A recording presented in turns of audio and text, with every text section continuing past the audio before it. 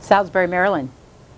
I would like to say that I am a committed Christian, and I know Mr. Starkwell probably will have a hard time with that, but I am. And we do not believe that babies are to be hurt or anybody on purpose. God has things happen. But if you don't believe in God, how can you possibly blame it on God? And also, Connie, this man was on here on July the 4th, and it's upset me so much. He was so anti-American. And I wish on some days that you would have people who really love America and want us to continue to exist. Are you anti-American? No. I don't think so. The term America itself is an evolving, changing word. I don't know if I want to associate my thought with a nation state, a contemporary nation state, or again with this cultural milieu, which I think remains anti-intellectual, and this has been a part of its cultural founding from the get-go. If you think of de Tocqueville saying, if they didn't have their goodness, this country would be up the creek, because they're not that reflective.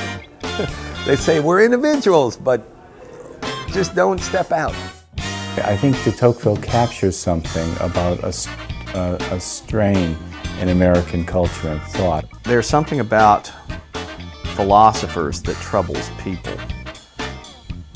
I assume that's part of the reason Socrates ended up drinking hemlock. I am quite taken by his characterization of Americans who presume, Americans as individuals who are shut up in themselves, who presume from that vantage point to be able to judge anything and everything, the world, in themselves. If you just keep asking questions, and you keep asking them sincerely, and you don't accept halfway answers, or there's always some further question that trails upon the answer, it doesn't take some people long to conclude that you're not a person of goodwill.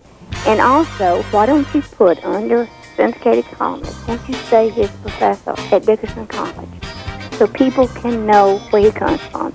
I would say God has his students, but since he doesn't believe in God, that doesn't make any difference anyway. Thank you so much.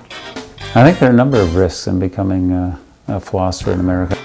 I talked about being marginalized. I don't think any of them are dire risks, with the possible exception of the Socrates story. We may be well known within the small circle of non-analytic professional philosophers, but pretty well marginalized. But nevertheless, it remains a place where if you want to be a philosopher, go be one. Yeah, on the margins of the margins. Now, there's a risk that accompanies that, and that's being ignored. You know, one of the things that I can do at a party without any trouble at all, if I want to be left alone, what I can do is tell people what I do, and they, they never bother me, you know. So you sort of say, well, what do you do for a living? I said, oh, I teach at the university. That's okay, you know. And sometimes they say, well, what do you teach at the university? And I say, well, I teach philosophy, and that's pretty much it. Philosophy? Yeah. I couldn't do that. Well, philosophy, the definition of philosophy given to me was the lover of truth. That's just sitting around wondering why things exist, but you really don't have to, because all you got to do is just use it. Maybe it's not true, I don't know, but it sounded good to me at the time. Use what? Whatever it is you're thinking about, what's it all about? Thinking about it too much really wears down the batteries. I just know that, like, if they, once they have a license plate,